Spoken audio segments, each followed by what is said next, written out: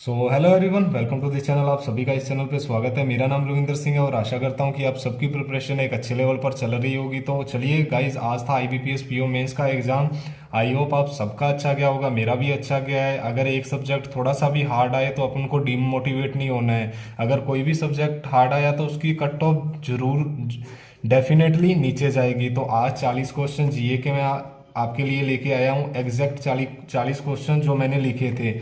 सबसे पहले क्वेश्चन आया था कि outside scope of the internal ombudsman, 3-4 statement based था और पहला क्वेश्चन इससे रिलेटेड था तो ये मैंने कर दिया था। दूसरा क्वेश्चन था कास्पर रोज जो है वो कौन सी कंट्री से थे, तो ये कौन सी कंट्री से थे, ये नॉर्वे से थे।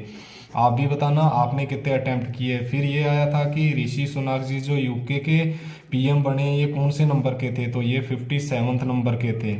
ठीक है। और इसके बाद एक हटके क्वेश्चन आया था कि सर्विस चार्ज से रिलेटेड था कि 100 रुपये के जो पीसेस जो पैकेट होते हैं उस पर सर्विस चार्ज कितना लगता है। तो मैं तो 8 रुपये करके आया हूँ, आप बताना आपने कितना किया। आई थिंक मेरा ये गलत है, मैंने अभी चेक नहीं किया है। और उसके बाद क्वेश्चन आया था real estate investment trust and the infrastructure investment trust, इसकी नेटवर्थ के लिए सीपी कितना जो कमर्शियल पेपर है वो इशू करने के लिए कितना रिक्वायरमेंट रहती है, तो 100 करोड़ रहती है। इसके लिए मैंने ये किया था। बाकी एग्जैक्ट आंसर मुझे पता नहीं है, जो जो मैंने किए मैं आपको बता रहा हूँ। मैंने 100 करोड़ किया था। ठीक है। शॉर्टेज ऑफ विच आइटम, जो अपने कार्ड बनाते हैं उसके लिए शॉर्टेज है अभी अपने इंडिया में, तो कौन सी आइटम की शॉर्टेज है, तो ये बताना कमेंट बॉक्स पे कि कौन सी आइटम की शॉर्टेज चल रही है। फिर अगला क्वेश्चन आया था कि 14वें जो वर्ल्ड स्पाइसी कांग्रेस है ये कहाँ होगा, तो ये मुंबई महाराष्ट्र में होगा। बट मैं ये गलत करके आया हूँ, मैं जयपुर राजस्थान करके आया हूँ। इसके बाद एक क्वेश्चन आया था कि टॉप ओनर दिया गया है कौन सी इकोनॉमिक टॉप ओनर दिया गया है किसके द्वारा, इकोनॉमिक टाइम स्टार्टअप अवार्ड किसे मिला है, तो ये मिला है टाटा को आई थिंक। ठीक है। और उसके बाद अगर मैं बात करूं तो लेमन बेस्ड एक सॉफ्ट ड्रिंक है स्प्राइट, ये किससे रिलेटेड है, तो ये कोका कोला कंपनी से रिलेटेड है, ये पड़ा हुआ था। ठीक है।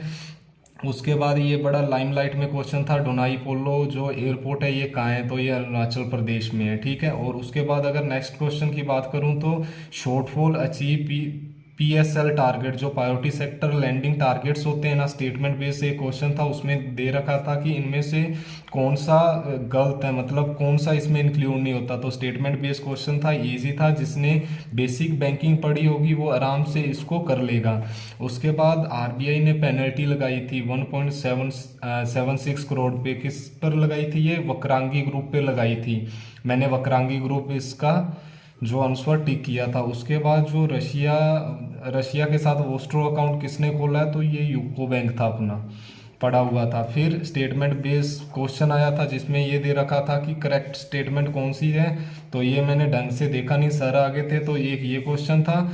और इसके बाद ऐसी एंटिटी जो अपना सेविंग अकाउंट नहीं खुलवा सकती, किसमें, शेड्यूल कमर्शियल बैंक्स में अपना सेविंग अकाउंट नहीं खुलवा सकती, तो वो एंटिटी बताओ। ये भी स्टेटमेंट बेस्ड क्वेश्चन था गाइस। ये देखो कि statement based question IBPS PO में भी पूछने लग गए हैं। पहले तो ओनली एसबीआई पीओ में पूछते थे, अब आईबीपीएस पीओ में भी पूछने लग गए हैं।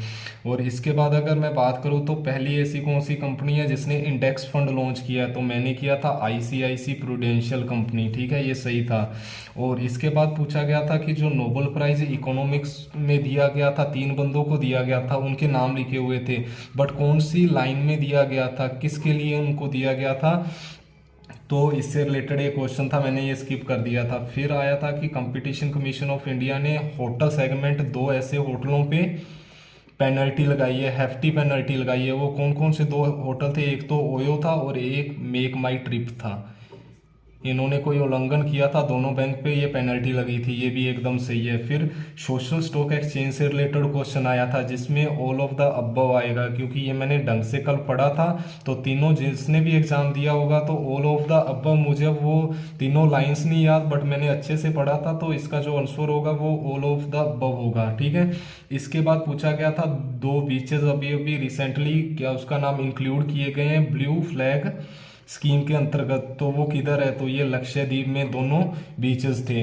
तो ये 20 क्वेश्चन। अगले अगर 20 क्वेश्चन की बात करूँ तो बैंक रेट अपने से पूछा गया था कि बैंक रेट कितनी है, तो बैंक रेट 6.15% थी। ठीक है। बाद में ये पूछा गया था कि इलेक्ट्रॉनिक बैंक गारंटी कौन से बैंक ने लॉन्च की तो ये एचडीएफसी बैंक ने लॉन्च की गई।